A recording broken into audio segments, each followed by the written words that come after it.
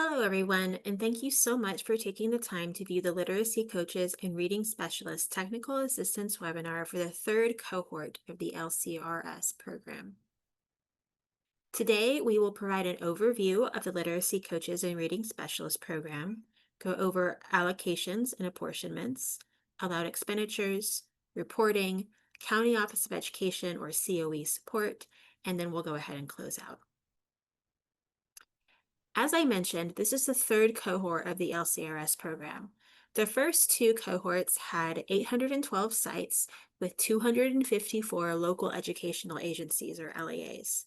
And then this third cohort has 381 sites and 184 LEAs.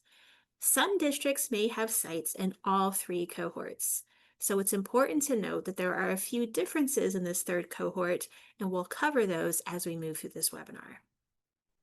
First, let's go into an overview of the LCRS program. California Education Code 53009A authorizes the third cohort of the LCRS program. $200 million is allocated to eligible school sites to develop school literacy programs, including dual language immersion and other programs for multilingual learners, employ and develop literacy coaches and specialists, and develop and implement interventions for pupils in need of targeted literacy support, including English learners. Note here the focus on multilingual learners, English learner students, and supporting dual language immersion and other programs to support these students. While the first two cohorts also support these students, the legislation this time really calls them out specifically. Continuing on with our authorizing statutes, funds were allocated based on an eligible site's enrollment in kindergarten or any of grades 1 to 3 inclusive, so that no LEA shall receive less than $450,000 per eligible school site. Grant amounts were determined using the 2024-25 school enrollment data determined as of the California Longitudinal Pupil Achievement Data System Fall 1 certification. Funds may be expended through the 2029 fiscal year. Any funds not encumbered by June 30th, 2029 must be returned to the California Department of Education. An additional $15 million is available to the State Superintendent of Public Instruction to select a COE or a consortium of COEs with expertise in both literacy instruction and multilingual education through a competitive process to provide training for educators to become literacy coaches and provide credentialing opportunities for educators to become reading and literacy and bilingual specialists, working with professional development providers, including but not limited to the California Reading and Literature Project, the California Writing Project, and other experts specializing in multilingual education. This marks another important change. For those in the first two cohorts, your county office support is the Sacramento County Office of Education. For this third cohort, the legislation required us to run another competitive process for a lead. We do not know who that will be yet, but they should be on board in the spring. Now let's move into allocations and apportionments. The entities eligible for this funding are identified in the statute as elementary school sites that are operated by a school district or county office of education, or an eligible site may also be a charter school. A school site must have an unduplicated pupil percentage of 94% or greater for kindergarten and grades 1 through 3. Please note that this percentage is determined using a 2024-25 data for pupils eligible for free or reduced price meals, English language learners, and youth in foster care. It is a separate calculation for grades K through 3 only and does not include data for additional grades served at that site. The program is formula-driven and there is no application required in order to receive the funds. The funding formula for this program requires an equal amount per pupil in grades K through 3 and also establishes a minimum funding level of $450,000 per eligible school site.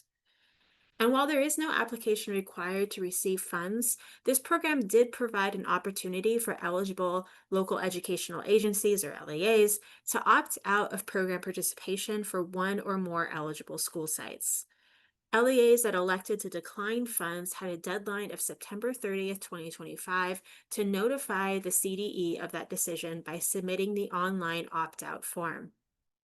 Funds for any non-participants will be reallocated to other participating school sites. This means the per pupil amount will be increased slightly for other participants and the same minimum funding level will apply. The amount we calculate for each eligible school site is referred to as the allocation. We posted a schedule of estimated allocations for all eligible school sites on our funding results webpage noted on the slide. The URL is https://www.cde.ca.gov/fg/FO/litcoaches25result.asp. Our office plans to post final allocations in approximately November of 2025 that will reflect a reallocation of funds from any non-participants. The apportionment or payment for the Literacy Coaches and Reading Specialist Grant Program is planned for approximately December of 2025 and will reflect 100% of the calculated allocation.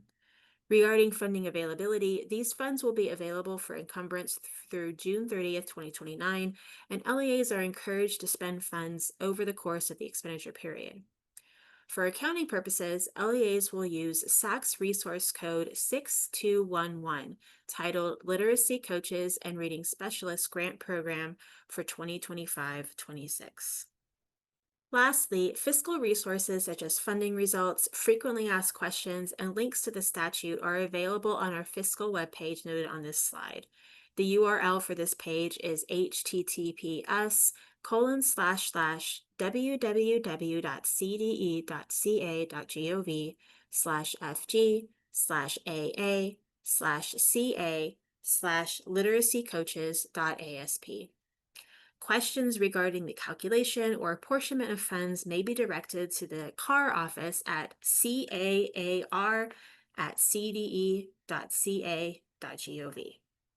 So in summary, the third cohort has $250 million total, with $200 million to eligible sites with a minimum of $450,000, and $15 million total available to the Literacy Coaches and Reading Specialist Educator Training Lead, and funds must be encumbered by June 30th of 2029. So let's move into allowable uses of funds. LCRS funds are to be used for developing school literacy programs, including dual language immersion and other programs for multilingual learners, employing and training literacy coaches and reading and literacy specialists, and developing and implementing interventions for students in need of targeted literacy support, including English learners. The authorizing statute provides additional information on expenditures for school literacy programs. This includes developing a school literacy plan that includes goals and actions to improve literacy acquisition for all pupils, including those needing targeted literacy support in preschool, if applicable, and kindergarten or any of grades 1, 2, 3 inclusive. The plan shall identify metrics to measure progress toward the goals and actions. Hiring at least one literacy coach or specialist per site to support educators and pupils in improving literacy instruction and pupil outcomes. The literacy coach or specialist may serve educators and pupils school-wide beyond grade 3. And increasing access to evidence-based literacy instruction through strategies including but not limited to any of the following: providing professional learning for educators and school leaders regarding implementation of the English Language Arts English Language Development Framework, the English Learner Roadmap, the Literacy Roadmap, and the use of data to support effective instruction. This may include supporting educators in obtaining reading and literacy leadership specialist credentials, reading and literacy added authorizations, and bilingual specialist authorizations. Additionally, providing English language development and bilingual education specialists to support language development for multilingual learners, and providing professional development for educators and school leaders in literacy instruction, and the use of data to identify and support struggling pupils. Continuing on, establishing an evidence-based family literacy initiative, which may include but is not limited to the following: family literacy plans that identify literacy and biliteracy goals, benchmarks, and roles for all family members; family literacy home visiting programs, including but not limited to Promotora family literacy outreach specialists; LEAs may establish literacy and biliteracy home visits to engage families in how to best support their pupils and every family member in reaching their literacy goals. And extended day, summer, or weekend family institutes related to literacy and biliteracy. LEAs are encouraged to work with the in house expanded learning programs to establish literacy and biliteracy support programs and literacy enrichment programs during after school, weekend, and summer hours. And public library family literacy partnerships, including but not limited to digital tools to support whole family literacy. Now let's talk about reporting. Annual reports will be due no later than September 30th of each fiscal year. The first annual report will be due September 30th, 2026. A final report is expected by spring of 2029 and no later than June 30th of 2029. A reporting template is available on the LCRS webpage at https://www.cde.ca.gov/ci/pl/lcrs-program.asp. The CDE is requiring annual reporting as a response to requests for detailed information in the legislative report to justify future funding opportunities and to confirm funding is being appropriately used and tracked at the local level.